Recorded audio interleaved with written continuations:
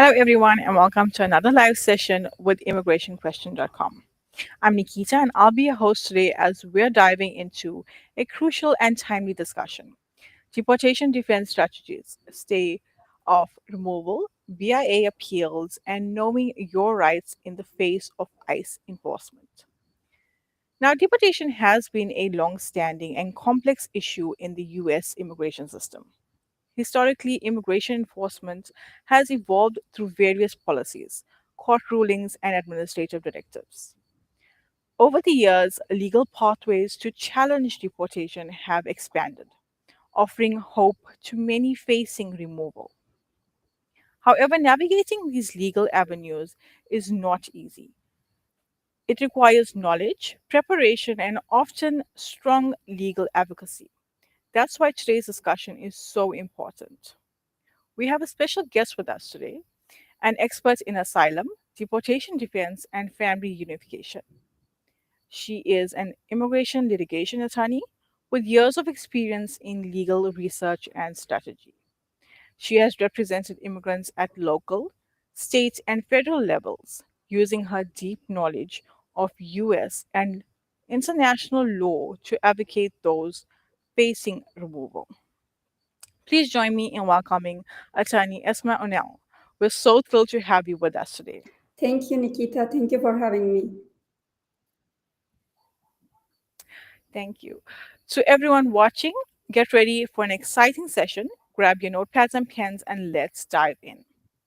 Let's start with one of the key strategies in deportation defense: stays of removal. Attorney Onal, can you explain what a stay of removal is and how it can temporarily halt deportation? Of course, a stay of removal is a temporary suspension of a deportation order, and it basically prevents the immigration authorities from executing the order. There are two main types of stays of removal. In some cases, it could be automatic, and in some cases, it is considered to be discretionary. And stay of removal can be granted by immigration judges, by the BIA, which is the higher court for immigration, Board of Immigration Appeals, by federal courts, and also by the Immigration and Customs Enforcement, commonly known as ICE. It is important to note that, though, stay of removal does not erase the deportation order. It simply delays the execution of that order. That's interesting. So that actually leads us to another key defense strategy: challenging of removal order through the Board of Immigration Appeals, or BIA. Attorney O'Neill, can you tell us how this process works and what are the key steps to challenging a removal order? Of course, this actually starts with your immigration court trial at the last trial for the individual hearing date. So on that day, if the judge denies your relief, whatever the relief that you are seeking before the immigration court, um, when the judge notifies you that he or she is denying the relief, you have to make sure that, and to be very clear on the record, that you are reserving your right to appeal. If you do that, the immigration judge is going to give you about 30 days to file your appeal with the Board of Immigration Appeals. And if you do file a timely appeal with with the Board of Immigration Appeals, your deportation order will be stayed until a BIA makes a decision on your appeal. The first process to actually file the appeal is you have to send a notice of appeal to the Board of Immigration Appeals. And there is a specific form that you have to use, Form 26. Obviously, with every other immigration relief, you most likely you have to pay a filing fee. In this scenario, you also have to pay a filing fee for the Board of Immigration Appeals to process your appeal. If you are unable to do so, you can always request a fee waiver, but you have to attach a separate form if you are requesting a fee waiver, and that form is also called Form 26A. And once you file the notice of appeal with the BIA, it usually takes about somewhere between 2 to 4 weeks for the BIA to issue a receipt notice for the appeal and basically notify you that we have received your appeal and we are now processing your appeal. After this, the second step is actually to wait for the BIA to issue a scheduling order for the briefing, because the BIA has to send you the entire transcript for the entire immigration court proceedings, and not just the last final trial, but all the every single time that you had appeared before the judge, including prior master hearings, prior individual hearings that were either delayed or continued. So once you get the entire transcript, you have to review to refresh your mind and to decide what kind of legal arguments that you are going to raise in this brief. And generally speaking, you are supposed to submit your legal brief within 21 days. And again, submitting a brief is not a requirement. We have to make this clear. However, immigration world is very complex. So, and if you have already lost your case before the immigration judge, you have to make sure that your appeal is well presented with strong legal and factual arguments so that you can raise your chances of winning on appeal. If because of this reason, it is very important to work with an experienced attorney. If you do the appeal on your own, it is very likely that the BIA may dismiss your appeal. So this is why, even though it is not required, this is why it is very important to include a legal brief once you receive the transcript. After you submit the legal brief, obviously the DHS may, the Department of Homeland Security may respond to that brief, or they may not. After that, the BIA has to make a decision. The BIA is at 26 board members. They have 26 board members. But when you file an appeal, usually a single board member reviews and makes a decision on the appeal. There are, in some cases, it could be more than 3 people, or it could be all 26 of them, especially if this is a case of national importance or if this is a case of a constitutional issue. But normally speaking, a single board member usually reviews the legal arguments on both sides and makes a decision on the appeal. And after reviewing the appeal, the BIA can come into multiple conclusions. One, the BIA can say that they are affirming the immigration judge's decision, meaning that, you know, the immigration judge ordered you removed, so we are confirming that decision.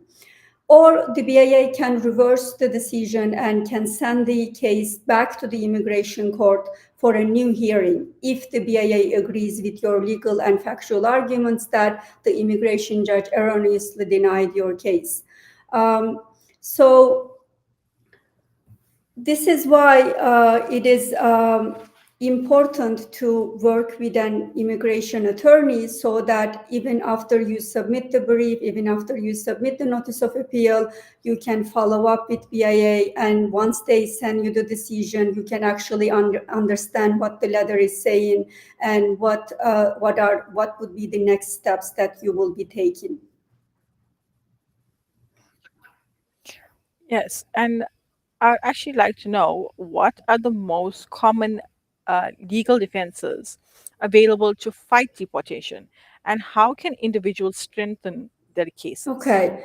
I would like to make your question clear. Are we talking about deportation defenses, meaning that when you are already placed in removal proceedings, what kind of defensive reliefs that you can submit to the immigration judge? Is that your question?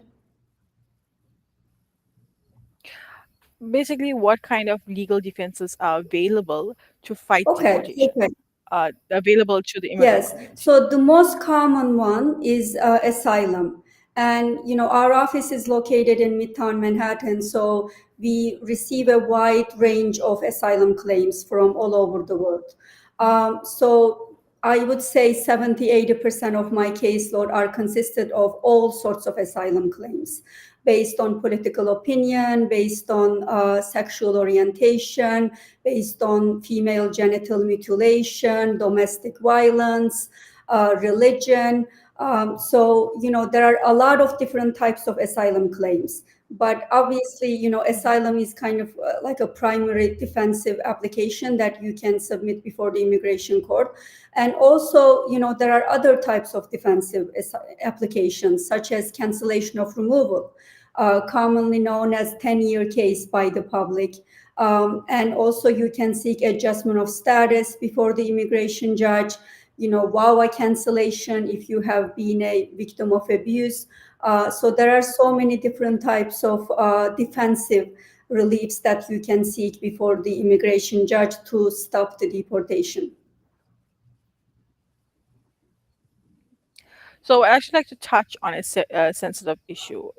If ICE comes to someone's home and stops them in public, what are their legal rights and how should they respond? Yes, that's a very great question because since January 20, ICE raids have been happening more and more often. Mhm. As under Trump administration, they have been more aggressive than ever.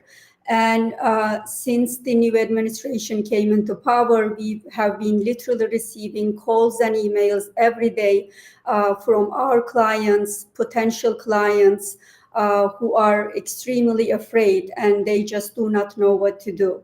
So, one thing that you have to know is that there is a difference if they come to your home, if they come to your workplace, or if they stop you in public. If they come to your home or come to your workplace, you need to understand that they cannot detain you unless they have a Mhm. search warrant and or arrest warrant. And these warrants have to be signed by the judge. So Mhm. the first thing that a non-citizen should do is, even before opening their door, they can say, who is it? Do you have a search warrant or an arrest warrant? Uh, if they do have those documentation, then they can let the immigration officers into their home or into their workplace.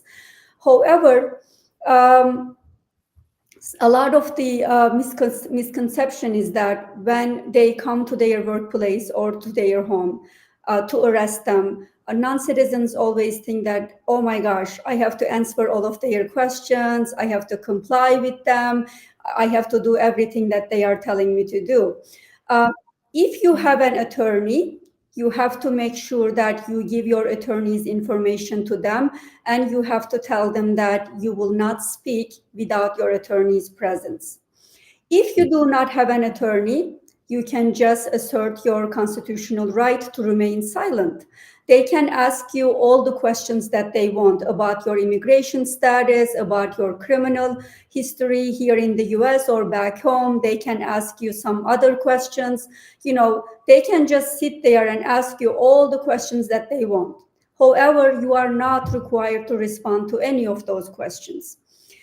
If they do have an arrest warrant, obviously you will need to comply with their arrest. Like, you cannot escape or you cannot refuse, because if you refuse, then they can also charge you with resisting arrest. So you have to be very careful about what things that you can do and what things that you cannot do. And especially if you have any type of immigration case pending with you, you have to make sure that you are carrying that documentation with you at all times. So if you are stopped in public, you can simply show that to the officer and move on. If you have a state ID, if you have a current and valid Mhm. passport, you have to make sure that you carry those documents. Aside people who have pending immigration cases, even people with green card or with citizenship status are also feeling afraid in the face of the Trump administration. So obviously, if you have a green card, if you are a US citizen, you do not have to worry about at all. You can show those documentations to them. And but even with these, it is subject to limitations. No one should forget that even if you have a green card, if you have committed a crime or if you have violated any other local laws, then you may still be detained by ICE despite the fact that you have a green card. This is also a very common misconception that, I have a green card, I am safe in the United States, no one can deport me. There is no such a thing. And with the current administration trying to take away birth citizenship, right, which is obviously a unconstitutional, and a lot of the jurisdictions are now litigating this executive order. But people should be aware of their criminal history. They have to make sure that they are filing their taxes, that they don't owe any money to the government. Mhm. uh, you know uh, if they have any suspicions about what they should do or how they should do or what documentation that they should carry with them at all times, they should definitely consult an experienced immigration attorney. Thank you for that, Attorney Onel. Welcome to our audience if you're just joining us. We're excited to have Attorney Esma Onal, a seasoned immigration attorney who has contributed greatly to today's topic. This is immigrationquestion.com, a platform that makes immigration easier. Ask your questions in any language and get connected with a verified attorney who can provide legal guidance. You may even get a free confidential consultation. Visit www.immigrationquestion.com and sign up today. Attorney O'Neill, as a familiar face on the show and someone who helps immigrants every day, what are your thoughts on immigrationquestion.com and how it supports the immigrant community? Yes, I was actually very happy when one of your colleagues have done the research, reached out to me directly, and then I also searched your website, and you are showing your presence in so many other social media platforms and other news organizations. So I do think that it is very, like, your role as a nonprofit organization is extremely important to inform the public, especially these days. It cannot be more crucial that connecting the attorneys, legal practitioners with the public to be able to have them just a little bit of peace of mind in these chaotic days. So, as a practitioner, I have always appreciated and respected the work of nonprofit. When I first started, even before I became an attorney, I was practicing immigration law as a student under a student practice order.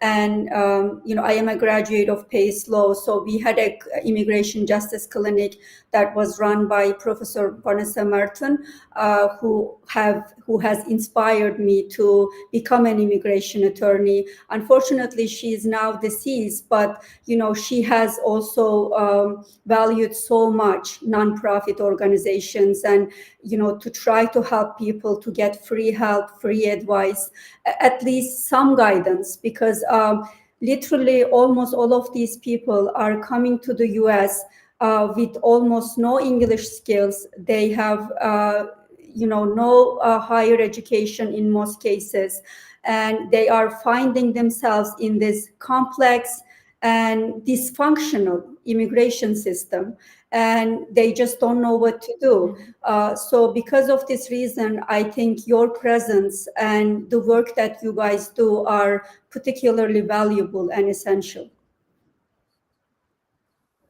Thank you, Attorney O'Neill. So, this has been a great conversation so far. Now it's time for our questions and answers. Drop your questions in the chat and we'll answer as many as we can.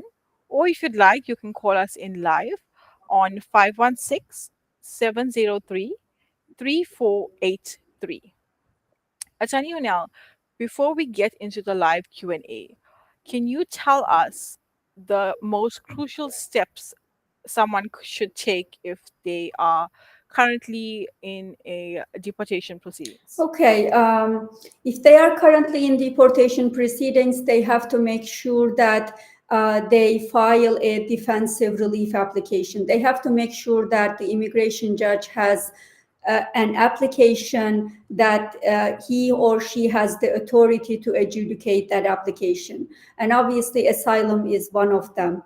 And they have to make sure that their case is well prepared. Every case is going to have a different types of supporting evidence or different types of documentation that might be required, because at the end of the day, every claim is different.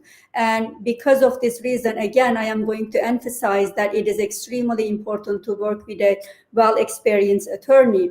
In most of the asylum cases that I do, I try to include a medical evaluation if the person was a victim of physical assault or victim of torture by the officials of his or her country.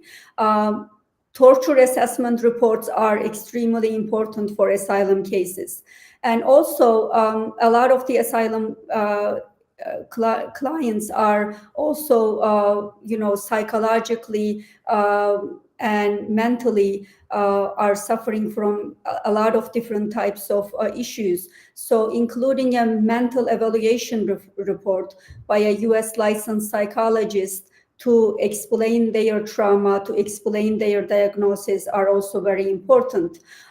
If your client, if the asylum applicant has any kind of cognitive issues, it is very important to request a mental competency hearing even before the applicant takes the stand to start testifying about Mhm. his or her case. Aside from these essential expert reports and legal analysis, you have to make sure that you are actually supporting your claim with corroborating evidence, meaning you can get supporting affidavits from family members, from friends, from neighbors, from any other eyewitnesses who has personal knowledge about what happened to you in your home country and why you cannot go back. Medical reports, police reports, pictures of your injuries. These are very, very important documentary evidence that you will need to present as part of your case to the judge. To make the long story short, just filing an application and just telling your story to the judge is not going to be enough to win your case. So you definitely have to do way more than that to be able to have a positive outcome. I certainly agree. So, to our audience again, once again, please drop your questions in the chat and we will answer them as many as we can. So, we have a question from Sasha. He says, the deadline has expired for me to appeal for my deportation order to the BIA. Can I still reopen my case? Okay, unfortunately, that's a he Sasha is in a very tough position. She does have the option to file a motion to reopen and reconsider. I am not Mhm. sure how many days has passed since her appeal deadline has expired, but if she wants to continue to stay in the United States, I would definitely recommend filing a motion to reopen along with a stay of removal. Because if you are filing a request to the BIA or to the immigration court after your deadline has passed to try to ask them to reopen your case, you have to make sure that you are attaching a stay of removal request as well, because by filing that motion with the BIA or with the immigration court, you are subjecting yourself to the attention of the immigration authorities. And especially now these days, when you do such motions, you are automatically telling ICE, hey, I have a deportation order that I am trying to deal with. So even before they take any action to try to detain you, it is always a good idea to attach a stay of removal application. But again, I have to clarify that even if a stay of removal is granted during the pendency of a motion to reopen, it doesn't it doesn't stop the ICE officers from detaining you, but it does stop them from physically removing you in the United States. For instance, even if they detain you and they put you in a detention center, they will know that they are not going to be able to physically remove you from the United States until the BIA or the immigration court makes a decision on that motion. So I have had many cases where my client was in detention during the pendency of an appeal or during the pendency of a motion to reopen. But when that appeal was granted, we were able to easily have them released from ICE custody. Okay, we have another question from Vincent. It says, if ICE comes to my door with deportation order, must I welcome them in? Okay. I think you did cover Yes, this. I believe we have kind of answered Vincente's question, but we can repeat again. If ICE comes to their home, his home, he does not have to open the door unless they have a search warrant or an arrest warrant. If they do have those documentation, Vincente should open the door, should comply with them detaining him, but he should use his right to remain silent. He should seek an attorney to help him with the deportation order while in detention.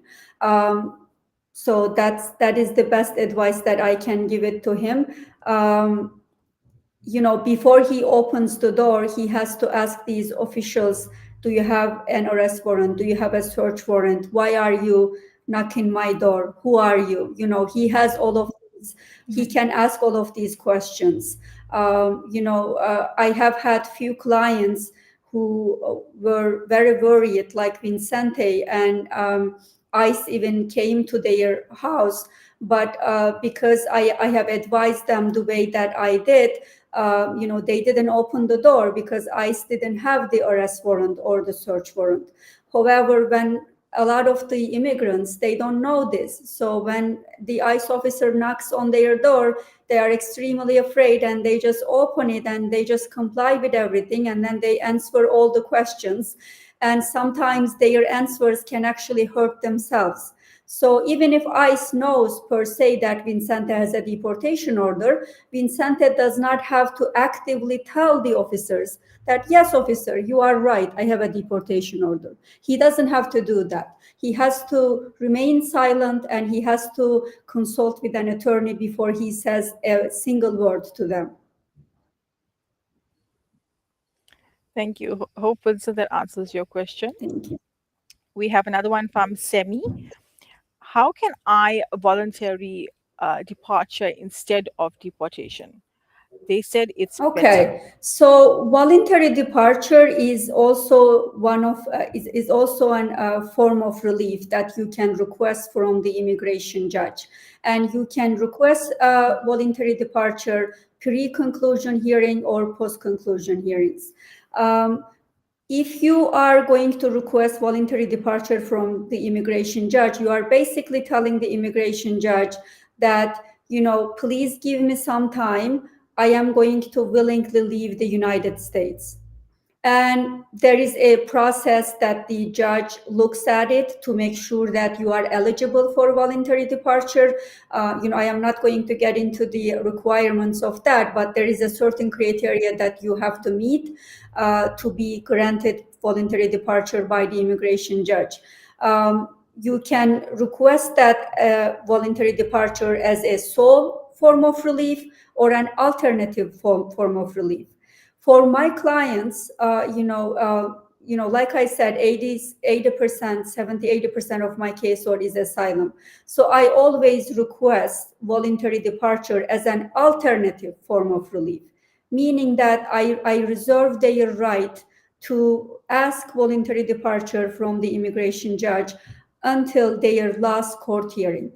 Because when you get to that point, you know how strong your asylum case is, or whatever the other relief that you are seeking from the immigration judge. So if you think that that primary form of relief is not going to help you stop deportation and get the green card, then you can request voluntary departure as an alternative form of relief. The best benefit of getting a voluntary departure from an immigration judge is that if the judge grants that request and if you comply with your deadline and if you leave the United States within that time frame, you will not be barred from coming back to the United States at any point in the future. Because if you are order removed and ICE removes you from the United States, you will be barred from coming back to the United States for at least 10 years.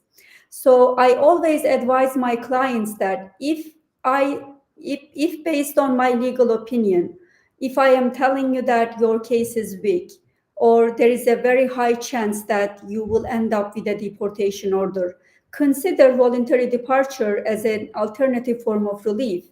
Because at the end of the day, you can go back to your country, but you will not have to wait for 10 years. You can apply for a visa and you can try to find other ways to come back to the United States much, much sooner if you leave the United States on a voluntary departure order.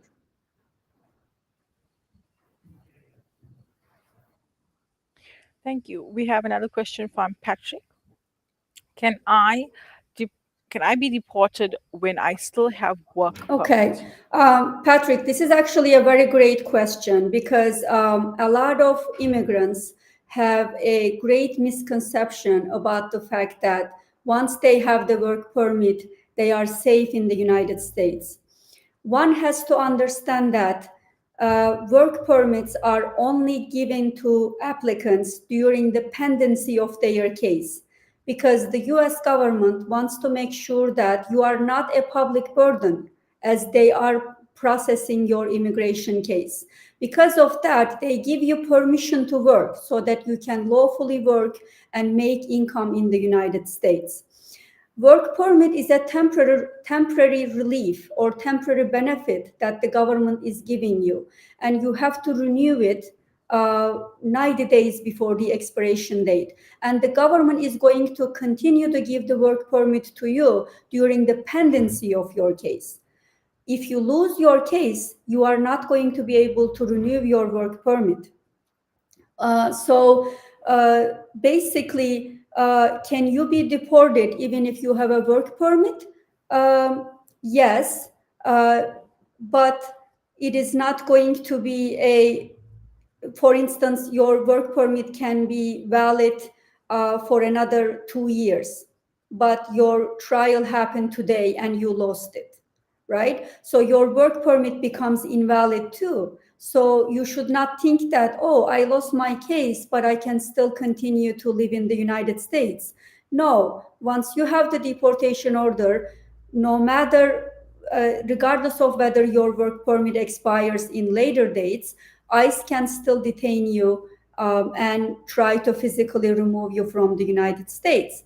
Also, while your case is pending, if you get yourself into trouble with the local authorities, if you commit any unlawful acts, and I am not talking about even a conviction, if you have been arrested for any reason, excluding traffic offenses, I must say, the ICE officers can detain you and put you back into detention even while your case is pending before the immigration court and even when you have a work permit.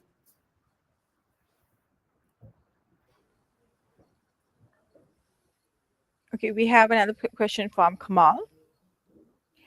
They deny my stay of removal. So what can I do now to stop my deportation? Okay, Kamal has to be more specific about which authority denied his stay of removal. However, if stay of removal can be when it is denied, you can repeat the request if you want. You don't have to say that, oh, I was denied and I don't have any other option. He can definitely request, maybe if, let's say, if the immigration court denied, maybe he can request a discretionary stay from ICE. Like I said in the beginning of our discussion, stay of removal can be requested from different immigration authorities. So if one body denied the stay of removal request, maybe he can request it from another body. Obviously, if the stay of removal is denied and he doesn't do anything else about it, ICE can detain him, put him into detention center, and actually proceed to physically remove him from the United States. One thing that I think everybody needs to know is that even in the face of you losing your case, even in the face of your stay of removal getting denied, there is one very crucial thing that everybody must know. If you do not have a valid and current passport from your home country, ICE is actually cannot put you on a plane to send you back to their country. So a lot of the times, if the person does not have a current and valid passport, they have to apply for it and request it from the embassy of your country, especially if you are in detention. If you are not in detention, when you go to your report dates, they usually tell you that you have to, apply for a passport. And then once you have the passport, they actually seize the passport and keep the passport with them. If you win your case, if the immigration judge grants your case, you can actually make a request and get your original passport back from them. But this is very important information that a lot of people don't know. I have actually had few clients who had been in detention for months, and ICE could not physically remove them from the United States because of the lack of having a current and valid passport. And then it is very unusual, but they actually ended up releasing these individuals when they couldn't, keep them in detention anymore.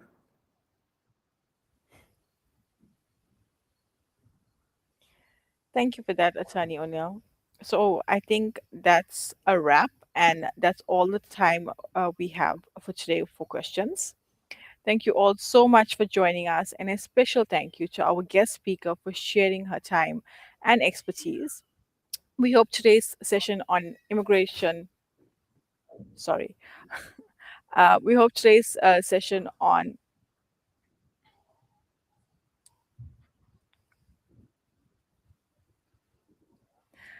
was helpful. Visit immigrationquestion.com and connect with an experienced attorney who can guide you through your immigration journey. If you missed anything or want to rewatch, check out the recording on Spotify by searching Borderless Talk by immigrationquestion.com.